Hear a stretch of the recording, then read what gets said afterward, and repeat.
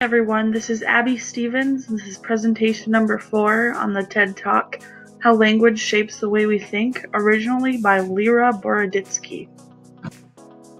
I want to begin with the quote, "To have a second language is to have a second soul." This is from Charlemagne. It's just something to think about as you listen to this TED Talk. Here are a few examples of how language can profoundly shape the way we think, and it does so in a variety of ways. Big. Language can have big effects on time and space, where people can lay out space and time in completely different coordinate frames. Some cultures teach cardinal directions from an early age. If you ask a group of people in America, sitting in a room without windows, it is hard for them to figure out which way a certain direction is. The culture that relies on cardinal direction knows exactly without having to think about it. Deep. Language can also have deep effects.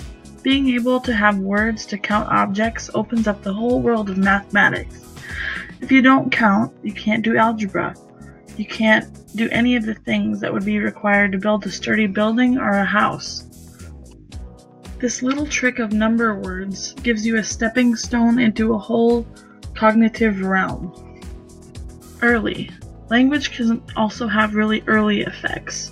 With color, in English we have one word for blue, while in Russian language there is a word for light blue, goluboi, and dark blue, sini. In this case, Russians are faster to tell the difference between a light blue or a dark blue. These are really simple, basic perceptual decisions. We make thousands of them all the time, and yet language is getting in there and fussing, even with these little tiny perceptual decisions that we make. Broad. Language can also have really broad effects, like in the case of grammatical gender. Maybe a little silly, but at the same time, grammatical gender applies to all nouns. That means language can shape how you're thinking about anything that can be named by a noun, and that's a lot of stuff. Weight. And finally, language can shape the things that have personal weight to us. If a man accidentally knocks over a vase in a museum, in English we'd say, "He broke the vase." For other languages, saying that he broke it would imply blame, like it was on purpose. So those other languages would be more likely to say, "The vase broke."